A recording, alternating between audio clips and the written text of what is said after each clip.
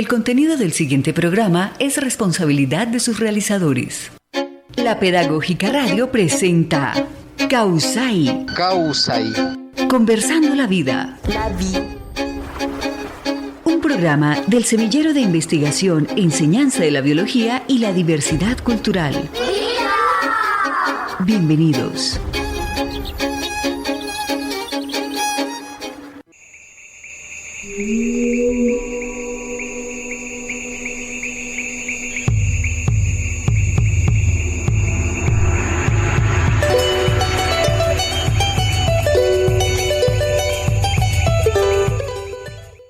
Bienvenidos a Causai, espacio radial liderado por la Facultad de Ciencia y Tecnología de la Universidad Pedagógica Nacional.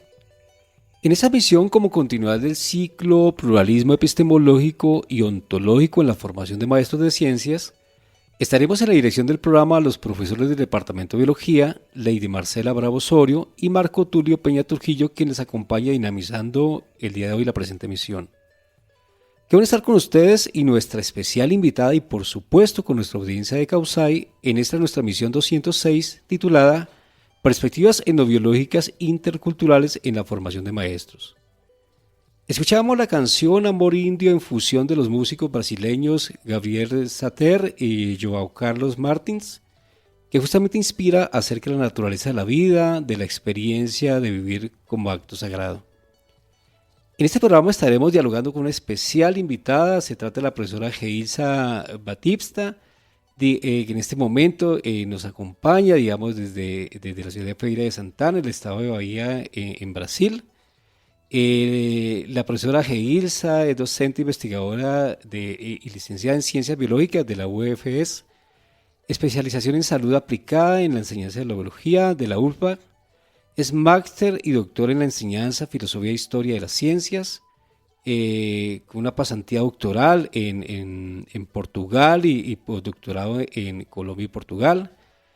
También se desempeña nuestra invitada en el Departamento de Educación de la UFS y en el programa de posgrado de la misma universidad. Es de ilustrar a la audiencia, que ella es fundadora del grupo de investigación en etnobiología y enseñanza de las ciencias y participa en diferentes asociaciones científicas, investiga en temas en particular de la ciencia, la formación docente, la etnobiología, la etnoecología y la interculturalidad.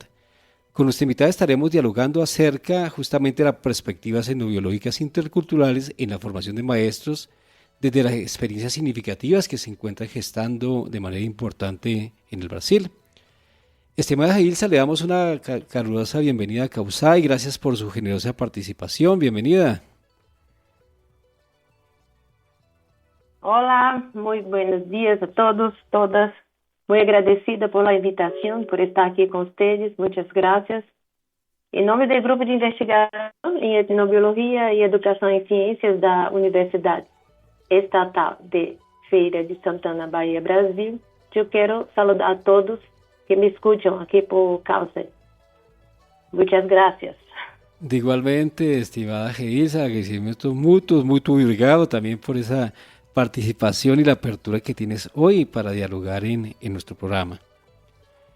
Como es costumbre en Causai, para ir sintonizándonos con nuestra emisión, nuestra invitada nos comparte un activador de palabras que nos evoca su sentir en relación al diálogo que nos convoca para el día de hoy en la presente emisión sobre la pertinencia de la formación de maestros de ciencias en esta importante perspectiva de la etnobiología.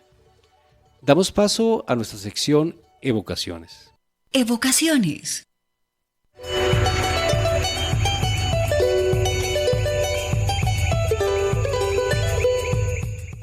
Estimada Geilza, compártanos esa vocación que a bien tienes, socializarnos y presentarnos hoy en esta primera sección Evocaciones para iniciar nuestro diálogo en Causai. Adelante. Sí, gracias. Eu pido permissão para falar em português, né, sim, minha língua materna. Espero que me entendam na perspectiva de um verdadeiro diálogo de linguagem e conhecimento, sim? Então, minha evocação é: evocamos os conhecimentos dos povos antigos tecidos na realidade do tempo, conhecimentos que não cabem nos livros acadêmicos escolares, mas que florescem da experiência, que não se impõe, mas que se oferece, né, como um rio que flui. Um conhecimento que não pode simplesmente explicar-se, mas que pode sentir-se, celebrar-se e viver-se. Em épocas tão profundas de transformações na natureza, de problemas ambientais profundos, o que necessitamos é do diálogo, não da conquista. Necessitamos de um encontro e não de imposição. Que podemos desprender-nos das certezas que nos separam e revestimos da humildade que nos cerca. Que o conhecimento acadêmico se incline com reverência ante da sabedoria dos povos tradicionais, povos que são localmente situados e que têm sabedorias milenares. Porque tudo se move, é sagrado. E a vida, antes de ser explicada, necesita ser vivida. Bueno, qué importante. Obrigado, gracias, estimada Elsa, por esa reflexión tan profunda hoy en estos temas que nos comprometen a todos. Ahora que te escuchaba, en la vocación reflexionaba en relación a esa mirada, digamos, de las ciencias, de la misma biología, de una perspectiva también contemporánea, ¿no? Como también ese diálogo, como lo presentas, Ilse, de manera importante, un diálogo horizontal. En esa reflexión pensaba ahorita, Ilse, en relación a ya no la biología, las ciencias para comprender la vida, sino para la vida misma, ¿no? Para la vivencia física, espiritual y cultural, que es una manera importante también de reflexionar. Y en esa apertura, digamos, de las ciencias, pero también en la apertura a vivir, cuidar y mantener la vida, ¿no? Sí, mantener la vida. Perfecto. Sí, qué manera importante también, y creo que también esto nos sitúa en una reflexión también profunda, digamos, y comprometida en la formación, digamos, de los maestros. Damos paso a nuestra sección Provocaciones.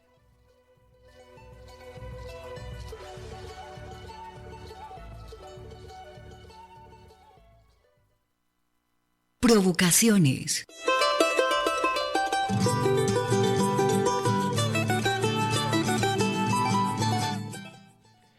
Bueno, antes de entrar en nuestras preguntas, digamos, de centrales, estimada Gedilza,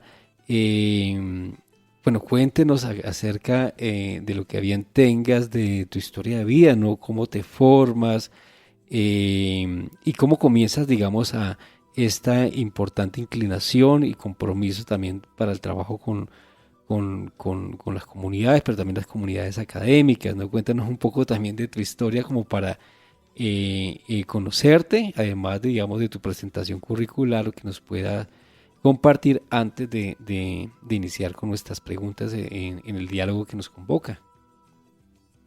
Sim. Bem, falar de etnobiologia e formação docente, formação de maestros, é algo que me toca profundamente, pois esse é um tema principal da minha tese de doutorado, né, e de maestria. Então, com muita alegria é que conto para vocês que sou a primeira investigadora a defender explicitamente as contribuições da etnobiologia para o ensino e formação de professores.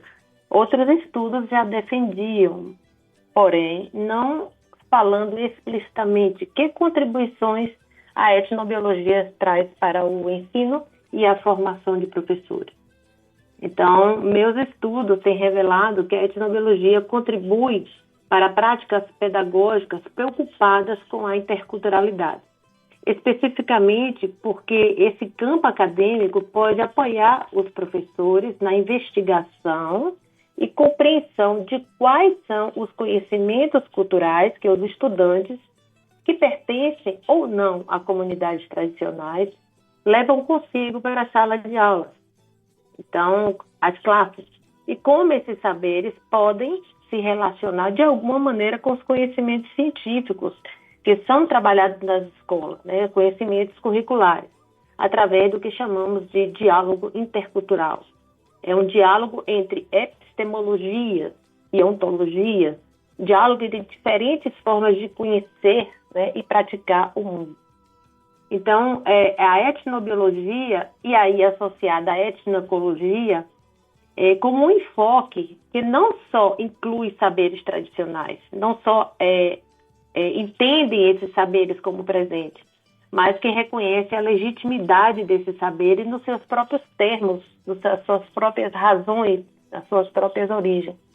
Então, a etnobiologia, ela foi e tem sido para mim um contexto, né, de permitir apoiar os professores para aprender a escutar, a respeitar, incluir e dialogar com as comunidades tradicionais, convertendo-se, então, em agentes de um ensino plural, crítico e principalmente decolonial.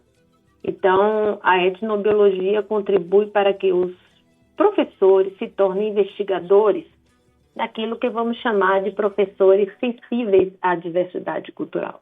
Esse é o papel da etnobiologia desde que me formei como estudante de graduação, de grado, e lá tive a oportunidade de conhecer a etnobiologia como um ramo acadêmico, né, que permite sair do cientificismo e relacionar conhecimentos tradicionais a conhecimentos científicos, a ciência ocidental. Bueno, Espero ter respondido. Sí, sí, por supuesto, te entendimos muy claramente en ese diálogo, en esa apertura, en esa polifonía también del lenguaje. Me parece que el programa en sí mismo también es un acto pedagógico de la diversidad. Y ahora que te escuchaba, estimada Gedilza, pensaba justamente en esa investigación situada en el contexto. Creo que los maestros nos formamos, pero también nos situamos en los contextos diversos. Nuestros estudiantes también hacen parte de unas diversidades, también tienen unas visiones del mundo, unas identidades culturales, unas identidades territoriales, y creo que hay una bondad muy, muy importante y se acentúa en el territorio como un espacio de construcción de conocimientos, en este caso en ciencia de las ciencias, pero en diálogo también como lo presentas de mejor manera, estimada Gedilza, en ese diálogo también de lo que implica situarse y apreciar otras formas de conocimiento. Yo diría, estimada Gedilza, otras pedagogías y otras formas de, digamos, de experienciar y de concebir la vida de diferentes manifestaciones. En este caso, si lo situamos, digamos, en la biología. Y creo que también de trasfondo hay elementos muy importantes, que es también la perspectiva, si se quiere, también de lo académico, lo inter y lo transdisciplinar en el territorio, ¿no? En esa lectura también del territorio. En esta mirada, estimada Gedilza, a la otra pregunta, ¿cómo concibes, cómo connotas la etnobiología? ¿Cómo se posiciona como un campo de conocimiento? ¿Cómo lo ves tú en esa construcciones de sentido y en esos trabajos que has venido adelantando? Sim. Bem, podemos entender a etnobiologia, Marco, como um campo interdisciplinar e transdisciplinar, sim? Uhum. Nas palavras do saudoso Daryl Posey, a etnobiologia investiga os conhecimentos e conceituações desenvolvidas, né, ou desarrolladas por qualquer sociedade com respeito à biologia, ou seja, com respeito à vida. Então, a etnobiologia, nas palavras entendimento do Daryl Posey, seria o estudo do papel da natureza no sistema de crenças e adaptações dos povos em determinados ambientes. Ou seja, é a relação, o estudo dessa relação dos seres humanos com os demais seres vivos, tendo a cultura como mediadora dessa relação. Então, não só em Brasil, não só em Colômbia, mas é uma ciência que perpassa estudos em culturas ao redor do mundo. Então, ela não é apenas, a etnobiologia não é somente uma ciência descritiva, mas também política, pois questiona os processos e a invisibilização dos saberes locais, ou seja, como comunidades tradicionais, milenares ao redor do mundo são invisibilizadas. Então, a etnobiologia ela tem um papel político também, né? é um espaço de diálogo epistemológico, como eu disse, entre a ciência acadêmica e os conhecimentos tradicionais. Então, como campo de conhecimento, a etnobiologia, ela desafia a dicotomia natureza-cultura e propõe outras formas de ensinar e entender acerca do mundo natural. Então, a etnobiologia, dentro do contexto educativo, formativo, vai apoiar tanto professores quanto estudantes a romper com essa dicotomia, tá? E entender que não apenas a ciência ocidental tem conhecimentos que são válidos acerca da natureza, acerca do mundo natural. Bueno, qué importante esa relación, bueno, cultura, naturaleza y sin duda pues la ciencia occidental como lo presentas, estimada Gedilza, pues no es, además es una de las formas, otras digamos de comprensión bueno, del mundo también la experienciación, hermanando experiencias, en este caso de Colombia, Brasil, me hace recordar, estimada Gedilza, en la floresta, en Amazonas, como cuando en una experiencia acá de la Facultad de Ciencias y Tecnología del Departamento de Biología de la Universidad Pedagógica Nacional de Colombia, cómo fue hasta la selva, al territorio en la chorrera Amazonas, a formar licenciados en biología, ¿no? Y fue a la inversa, ¿no? Decíamos, la universidad, ellos no vinieron a la universidad, sino que la universidad va al territorio. Y recuerdo, yo participé en algunos casos, y otros colegas, por supuesto, en la experiencia donde durante el día teníamos la formación, el proceso de formación, que fue un currículo también, una construcción social del currículo. En el día orientamos las clases, todo lo propio de la formación, pero en la noche continuaba la clase porque era la inversa, ¿no? Mis estudiantes eran mis maestros, en la noche en el diálogo, en este caso en la Casa Grande de La Maloca, como un espacio educativo de vida, ¿no? Entonces, qué lindo. Sí, era dialogando, interactuando, y creo que la formación, el diálogo muy importante. También veníamos hablando de la perspectiva de, digamos, el campo de conocimiento. Ahora, ¿qué apreciación te merece los aspectos ontológicos y la enseñanza de las ciencias de la perspectiva de la etnobiología? ¿Cómo lo ves desde lo ontológico, precisamente?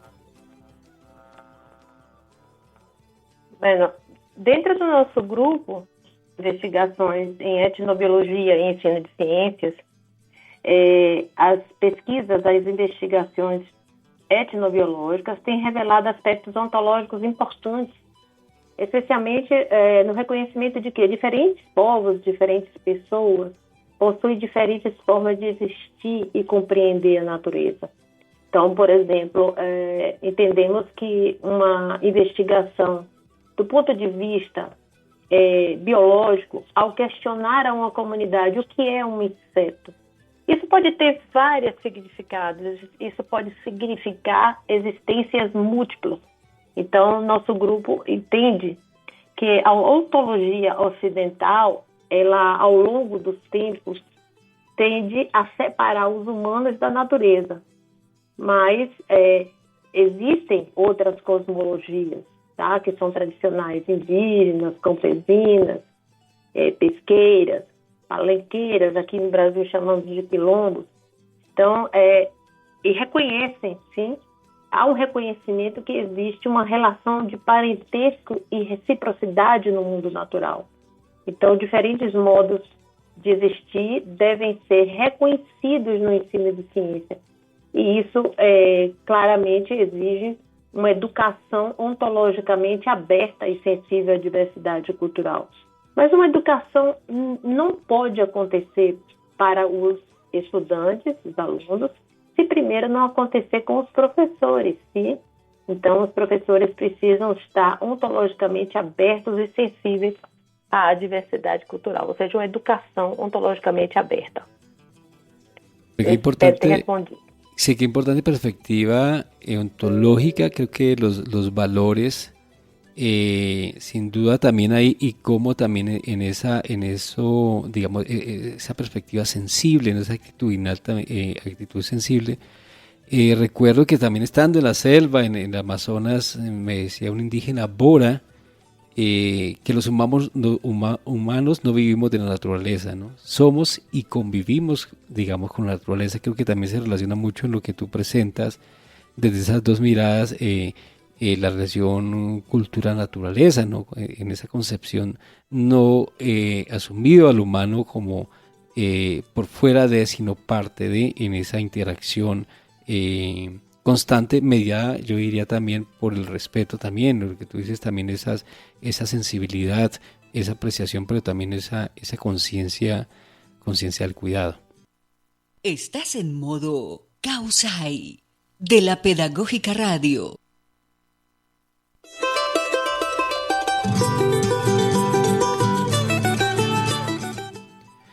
Después de escuchar la canción, damos paso a nuestra última sección del programa, Tejiéndonos.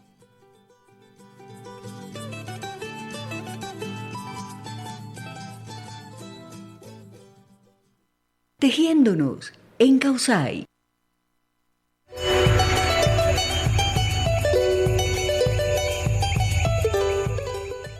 Estamos dialogando con la profesora Geilsa Batista, justamente acerca de las perspectivas etnobiológicas e interculturales en la formación de maestros, desde las experiencias significativas en Brasil. En esta sección del programa, estimada Geilsa, compártanos a la audiencia acerca de esas experiencias que ustedes en la formación de maestros que se encuentran gestando, posibilitando desde la mirada etnobiológica en el Brasil, que nos compartas algunas experiencias de este orden. Sim. Essa é uma pergunta interessante. Bem, se pensarmos em todas as experiências, necessitaríamos de um tempo enorme, grande, né, espaçoso para falar sobre experiências da etnobiologia. Mas eu vou tentar resumir em poucas palavras o que temos promovido em nossa universidade de maneira a acercar a etnobiologia da formação de maestro. Tanto na formação inicial, que é aquela que acontece dentro da universidade, em cursos de graduação, de grado, como na formação contínua, né? A formação que acontece fora da universidade, no sentido de não ser mais a graduação, mas é uma formação que acontece nas escolas, em cursos que os maestros possam participem, né? Então, um exemplo do que eu tenho, nosso grupo de investigação tem promovido aqui na UF, é a formação a partir de visitas às comunidades tradicionais, especificamente comunidades de agricultores e pescadores artesanais. Então, temos um momento no qual os futuros professores, estudantes de grado, né, realizam rodas de conversação, entrevistas com esses povos, buscando compreender suas lógicas. Com base nos saberes que são locais, eles elaboram recursos e sequências didáticas que são pensados em colaboração com professores que já estão na escola. Então, aí há uma parceria entre universidade, escola e comunidade. Estudantes se dirigem, futuros maestros se dirigem às comunidades para escutá-los. Então, acreditamos que ocorre uma aliança colaborativa de formação, como eu já disse, entre a universidade, a escola e a comunidade, para pensar o ensino de ciências que seja contextualizado e significativo. Então, note que não é apenas o jovem ir à escola e aprender o conhecimento curricular, mas é ir à escola e pensar nessa relação entre o que a comunidade sabe, numa perspectiva de territórios, e o que a escola tem a ensinar de maneira que seja significativo para eles, tá? Então, um exemplo desses recursos didáticos tem sido a produção de contos, cômicos, canções, jogos. Recentemente, temos elaborado um jogo para uso em telefones, sim, em celulares, em móveis, que inclui conhecimento dos agricultores com o cultivo das plantas, né? Como, por exemplo, da mandioca, yuca e a maíz, o milho para nós aqui, né? Então, também temos promovido curso de extensão universitária na Aliança, por exemplo, uma parceria, aliança com a Universidade Pedagógica Nacional, representada aí pela professora Norma Constança. Então, promovendo os cursos em linha, cursos online, né?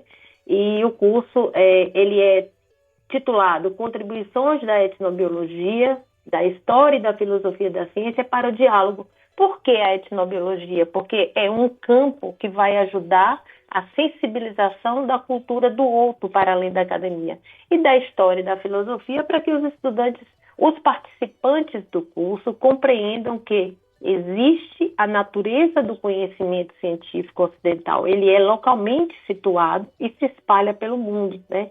Tem início na Europa e se espalha pelo mundo, mas não é o único modo de conhecer, tá? Então, nesse curso que nós temos promovido em aliança com a Universidade Pedagógica Nacional de Colômbia, tem participado professores de diversos países, Brasil, Colômbia, Chile, Paraguai e, recentemente, Portugal e Espanha.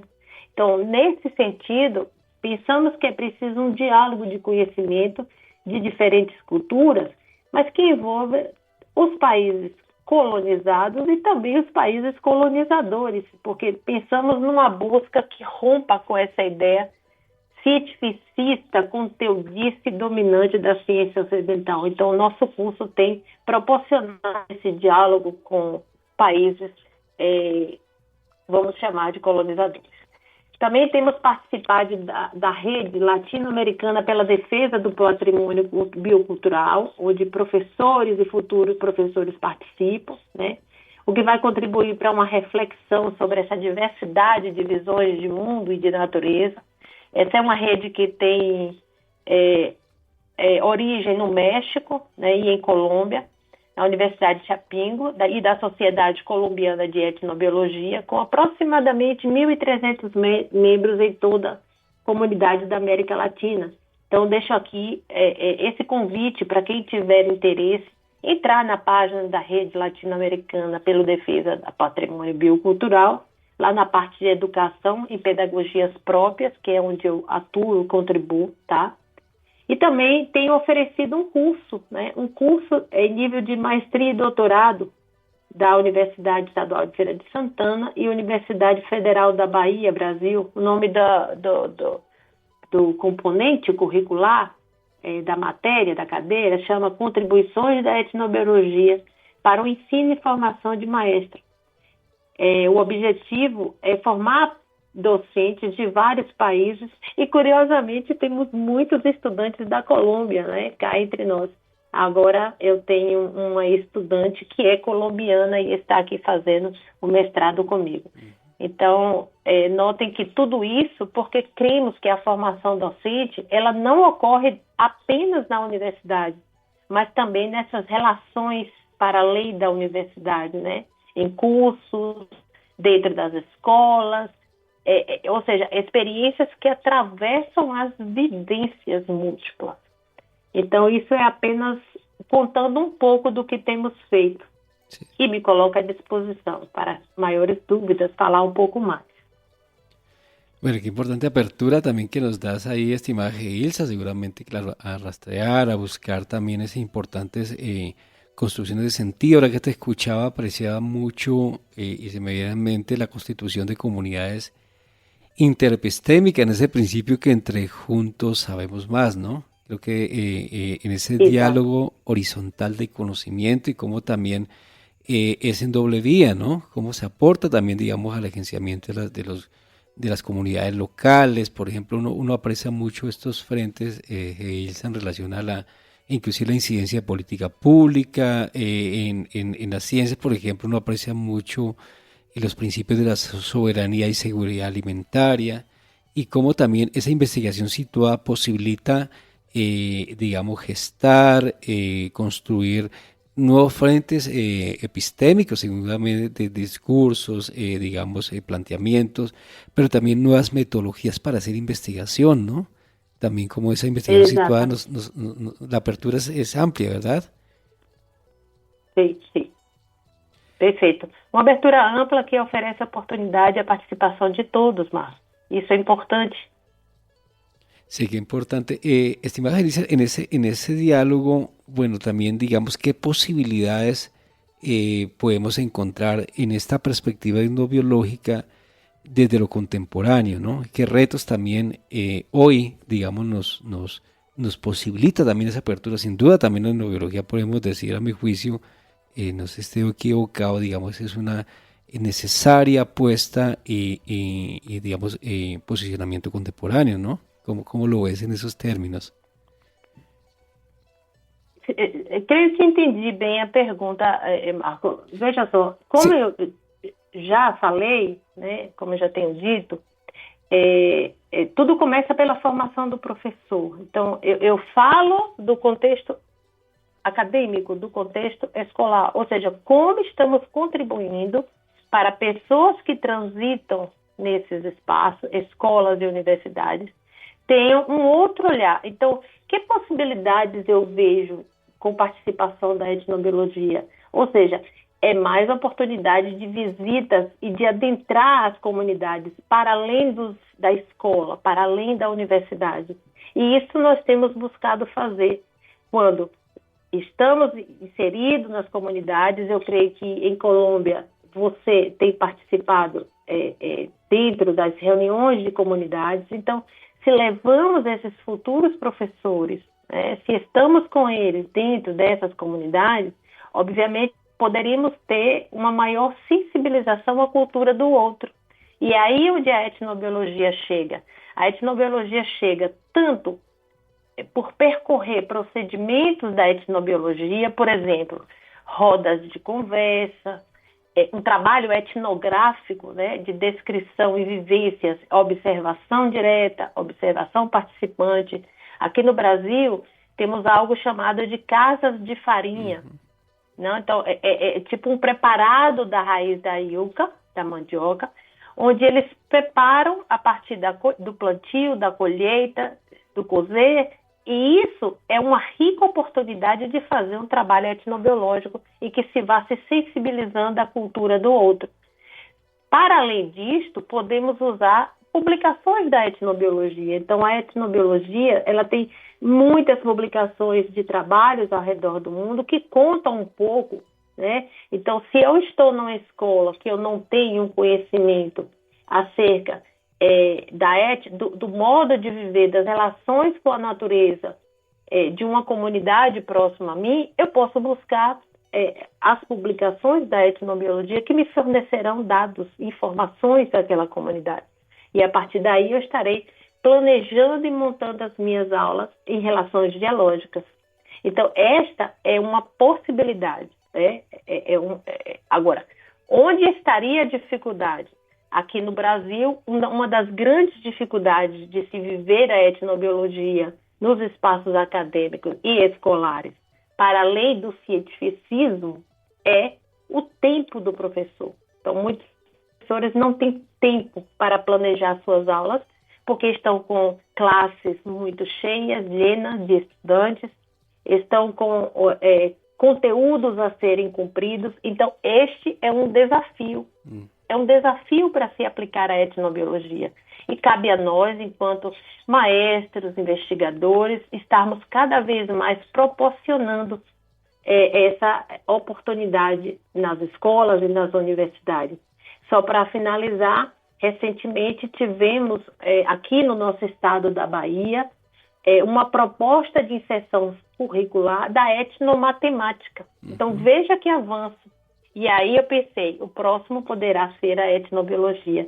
Que aprendemos com isso y sigamos adiante. Bueno, qué importante perspectiva, sin duda, y contarte, estimada Elsa, que estos programas se constituyen en recursos educomunicativos, sin duda, para difusión, constitución de redes, pero también se constituyen en referentes en otro formato, donde leen, escuchan los maestros también, y me parece que hay en estos aportes tan importantes que nos haces hoy, en esa relación dialógica sensible, Elsa, el día de hoy en el programa, sin duda, pues seguimos tejiendo, por supuesto, con ustedes allá en Brasil. Muy obrigado, muchas gracias por tu participación generosa, y como decimos, seguimos tejiéndonos en Causay. Entonces, unas palabras de despedida a nuestro programa y nuevamente agradecer y extensivo también al colectivo que que haces parte, ¿no? Muchas gracias a ustedes por la invitación. Me siento feliz por eso. Que sigamos teniendo conocimientos y prácticas. Gracias. También muchas gracias, estimada Gedilza, por agradecimientos mutuos. Agradecemos la sintonía a la audiencia de Causai Conversando la Vida, programa radial de la Facultad de Ciencia y Tecnología. Agradecemos al Semillero de Investigación Enseñanza de la Biología y Diversidad Cultural del Departamento de Biología y a las diversas experiencias significativas en procura por la defensa y cuidado de la vida desde sus diversas manifestaciones. Por supuesto, agradecemos al equipo de producción del programa, en la dirección María Alejandro Sepúlveda Castaño, en la producción sonora Yolanda Barrantes y Diana Torres, en la comunicación Laura Chávez, en el máster Mario Alfonso Enrique Romero. Los invitamos a seguir conectados con Causai Conversando la Vida en la Facultad de Ciencia y Tecnología, los lunes a las 11 a.m. con repetición los jueves a las 6 p.m. por la Pedagógica Radio. No olviden seguirnos en nuestras redes sociales Facebook Causai Conversando la Vida UPN y el Instagram de la Pedagógica Radio. Gracias por la sintonía. Hasta una próxima emisión. Universidad Pedagógica Nacional. 70 años siendo la educadora de educadores.